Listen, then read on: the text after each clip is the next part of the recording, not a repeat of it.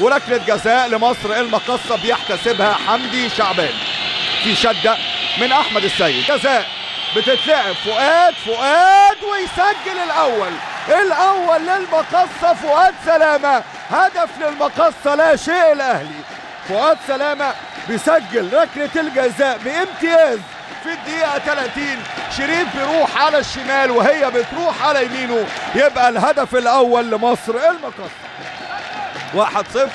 ركله جزاء احتسبها حمدي شعبان، اتقدم لها كويس فؤاد سلامه، بقى الهدف الاول لمصلحه مصر المقصه. بيجيب تنفيذ ركلات الجزاء فؤاد سلامه، وهنا بقى فؤاد بيسجل هدف رقم 4 له في مسابقه الدوري المصري، بيتساوى مع اركو عبد الظاهر وسيسي وصلاح عاشور.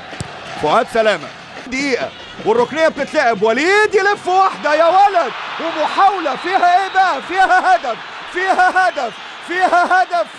هدف، لكن فيها ايه؟ انا بقول فيها هدف، والتعادل بالنسبه للنادي